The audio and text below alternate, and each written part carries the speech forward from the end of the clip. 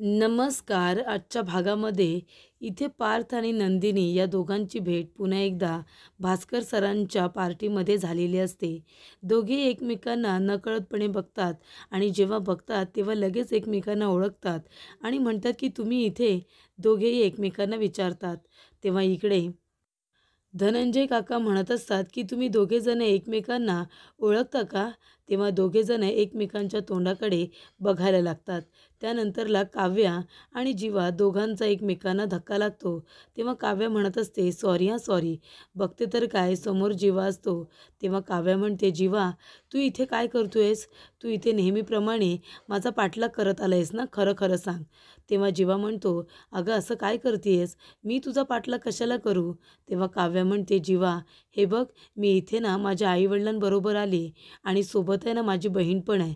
ती खूपच जास्त हुशार आहे हां, खूपच जास्त माणसं ओळखणारी आहे. त्याच्यामुळे तिच्यासमोर काही आगाऊपणा करू नकोस. तेव्हा जीवा म्हणतोय, अगं मी पण माझ्या कुटुंबासोबतच इथे आलो आहे. तुला माहिती आहे ना, माझेसुद्धा आई-वडील, भाऊ इथे आला आहे. तेव्हा आपण दोघंजण एक काम करूया, त्यांच्यासमोर एकमेकांचा हात पकडून उभे राहूया. तेव्हा काव्या म्हणते, काय? हे तू काय बोलतोयस? हे बघ, कुणालाही कळता कामा नये की आपण दोघेजण एकमेकांना ओळखतो. कळलं ना तुला? त्याच्यामुळे आता तिथे गेल्यानंतर अजिबात आगाऊपणा करू नकोस. चल बरं. तेव्हा तो म्हणतो की मी तुला सांगतो पार्टीमध्ये कसं जायचं असतं आणि तो आपला हात आता काव्याला देत असतो. तेव्हा काव्या म्हणते, चल तुझ्याबरोबर काही मी लागत नाही आता, आणि ती सरळ पुढे निघून जाते. त्यानंतरला इथे नंदिनी आता सगळ्यांना हाय वगैरे म्हणत असते. त्यांची ओळख पुन्हा एकदा नव्याने झालेली असते. तेव्हा इकडे पार्थ म्हणत असतो की मी यांना ओळखतो, कारण त्या माझ्या गाडीमध्ये येऊन बसल्या होत्या. म्हणजे त्यांचं काम होतं म्हणूनच. त्या त्या खूप चांगल्या सोशल वर्कर आहेत आणि काही लोकांना मदत करायची होती म्हणून त्या माझ्या गाडीमध्ये बसल्या होत्या आणि तेव्हाच आमची ओळखसुद्धा झालेली आहे. तेव्हा इथे नंदिनी म्हणते की अगदी बरोबर. म्हणजे मला खरंच गाडीची गरज होती आणि मला रिक्षा वगैरे तेव्हा काही मिळालीच नाही. म्हणून मी त्यांच्या गाडीमध्ये जाऊन बसले होते चुकून. पण त्यावेळेला मला माहिती नव्हतं की तुम्ही दोघेजण एकमेकांना ओळखता. तेव्हा जीवा म्हणत असतो की मी सुद्धा तुम्हाला बाय द वे ओळखतो. तेव्हा नंदिनी म्हणत असते, हो का? पण मी नाही ओळखत तुम्हाला. मी तर तुम्हाला बघितलेलं सुद्धा नाही आहे. तेव्हा जीवा म्हणतो, हो बघितलेलं नाही आहे. पण जेव्हा तुम्ही त्या अन्याय झालेल्या मुलीचं लग्न लावून देत होतात ना, तेव्हा तो व्हिडिओ खूपच जास्त व्हायरल झाला आहे आणि तो व्हिडिओच मी बघितलेला आहे. तेव्हा नंदिनी म्हणते, नाही असं काही नाही आहे. म्हणजे त्या दोघांचं एकमेकांवरती प्रेम होतं म्हणून मी त्यांचं लग्न लावून दिलं आहे, असं इथे आता नंदिनीने सांगितलेलं असतं. तेव्हा इकडे विक्रम काका म्हणत असतात की बघ रे, म्हणजे आपण दोघेजण तर मित्र आहोतच, पण आपल्या मुलांची सुद्धा आता ओळख झालेली आहे, हो की नाही? तेव्हा इकडे आता काका म्हणत असतात की अगदी बरोबर. इथे धनंजय काका म्हणतात की आपल्या दोघांची एवढ्या वर्षांची मैत्री आहेच, पण आपल्या मुलांची सुद्धा एकमेकांबरोबर मैत्री आहे. म्हणजे आपल्या पुढे आपली पुढची पिढीसुद्धा ही मैत्री अशीच टिकवणार आहे. तेव्हा जीवा शेकहँड करण्यासाठी काव्याच्या समोर हात नेतो. तेव्हा ती त्याला आता नमस्कार करते, पण त्याला शेकहँडसुद्धा ती करत नाही.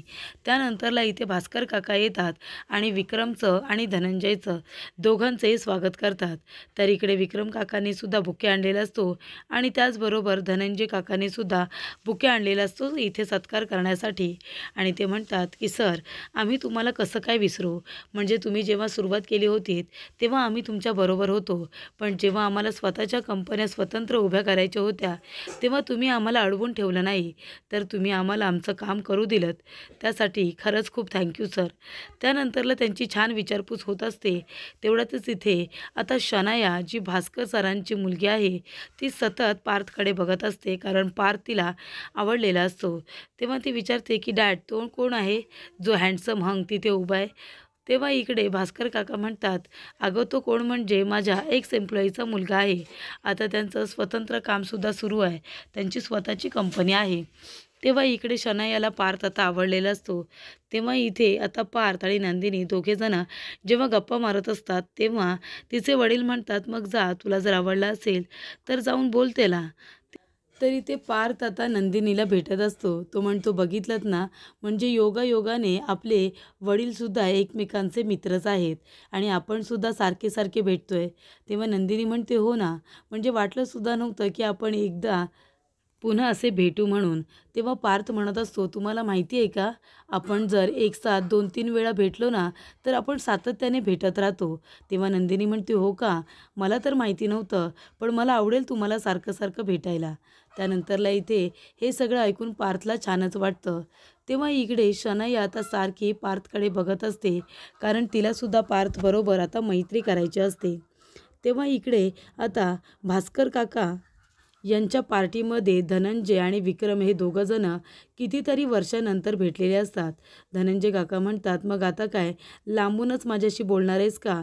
तेव्हा इकडे विक्रम काकासुद्धा त्याला मिठी मारतात आणि म्हणतात की अरे किती वर्षानंतर आपण भेटतोय, एवढी जुनी ओळख आपली आणि एवढा काळमध्ये गेला. तेव्हा धनंजय काका म्हणतात की मला मनामध्ये खूप गिल्ट होतं रे, म्हणजे चुकी तर काही नव्हती, पण वसुताई खूपच जास्त रागवली होती. म्हणजे आफ्टर ऑल तिचा नवरा गेला म्हणूनच ती एवढी चिडली होती. पण तरीसुद्धा मनामध्ये माझ्या तरी काहीच नाही आहे, पण तिच्या मनामध्ये राग अजून तसाच आहे असं मला वाटतं.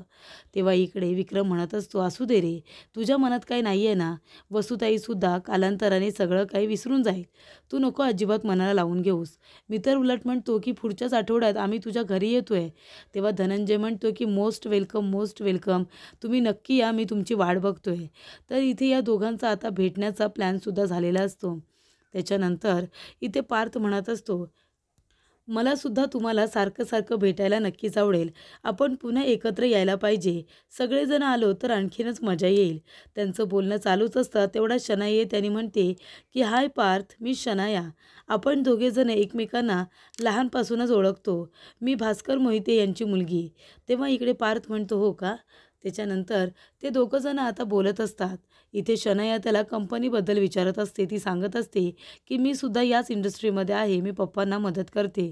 तेव्हा इकडे आता नंदिनी म्हणत असते की तुम्ही कंटिन्यू करा, मी आहेच. मी जरा जाऊन माझ्या बहिणीला बघते, काव्याला मगापासून दिसत नाही आहे ना म्हणून. तेव्हा नंदिनी तिथून गेल्यानंतर इथे पार्थ तिला शोधायला लागतो. तर शनायाच्या बोलण्याकडे त्याचं लक्ष नसतं. तेव्हा काव्या म्हणत असते, हे काय तुझं जीवा, तू आता इथे एका बाजूला मला बोलवलेस आणि मी सुद्धा वेड्यासारखी लगेच आले तू बोलावल्या बोलावल्या. अरे तुला माहिती आहे ना, इथे तुझी कुटुंब आहे, माझं कुटुंब आहे. जर आपल्या दोघांना असं कोणी बोलताना बघितलं तर काय होईल? तेव्हा इकडे आता जीवा म्हणतो, काही होणार नाही आहे. जरा बघ पार्टीमध्ये सगळेजण एकमेकांमध्ये गुंतलेले आहेत आणि तुला माहिती आहे का, ती आहे ना शनाया, त्या भास्कर काकांची मुलगी, ती दादाच्या गळ्यात गळा टाकून बोलत होती. तू बघितलंस ना, कुणाला काही फरक नाही पडत रे इथे. तेव्हा इथे शनाया म्हणत असते की मला तुला भेटून खरंच खूप छान वाटतंय आणि मला आवडेल तुझ्याबरोबर मैत्री करायला. त्यानंतरला इथे आता काव्या म्हणत असते की जीवा, म्हणजे एक मुलगा मुलगी एकमेकांना जर मिठी मारून बोलले म्हणजे त्यांच्यामध्ये नक्कीच काहीतरी आहे, असा त्याचा अर्थ होत नाही. तेव्हा जीवा म्हणतो, अगं पण लोक असंच अर्थ काढतात. तेव्हा काव्या म्हणते, हो का, मग आता दोघे जण एका कोपऱ्याला येऊन गुलू गुलू असे बोलतोय. मग जर आता कुणाचं लक्ष आपल्याकडे आलं तर मग आपण काय करायचं?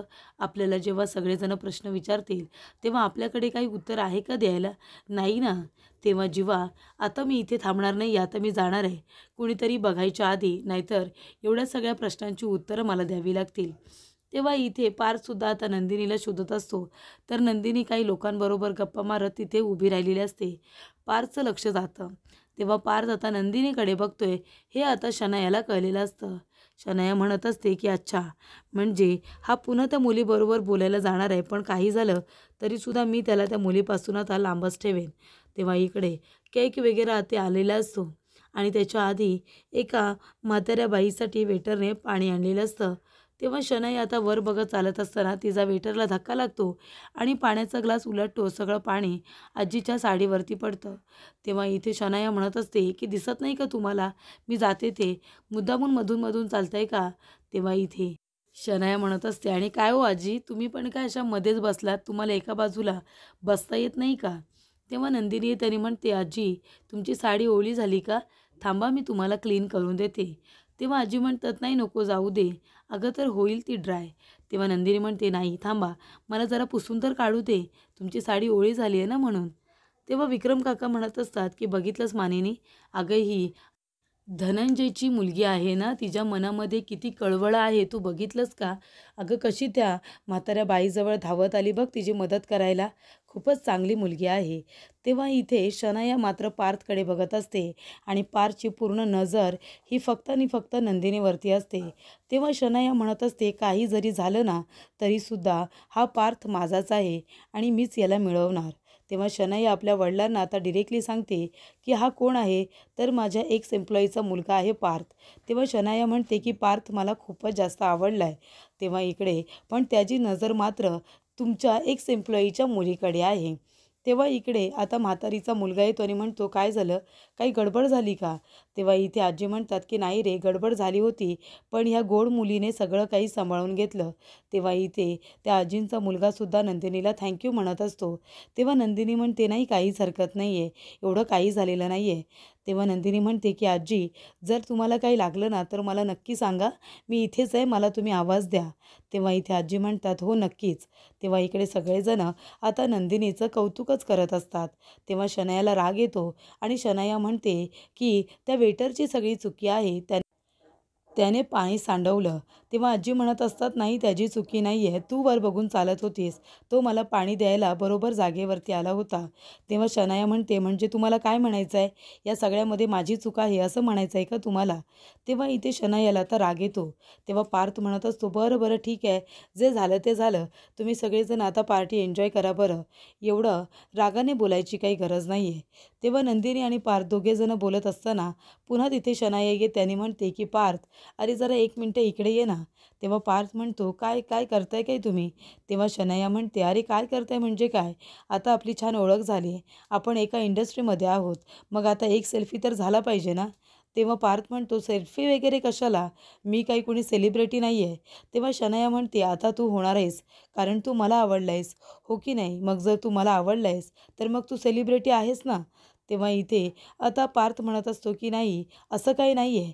तेव्हा शनाया म्हणते, अरे असं लाजतोयस काय, आपली ओळख झाली आहे ना आता, आणि मी माझ्या वडिलांना सांगितलं आहे की तू मला किती आवडला आहेस म्हणून, आणि ह्या अख्ख्या पार्टीमध्ये तूच असा हँडसम हंक आहेस की ज्याच्याकडे लगेच नजर जाते.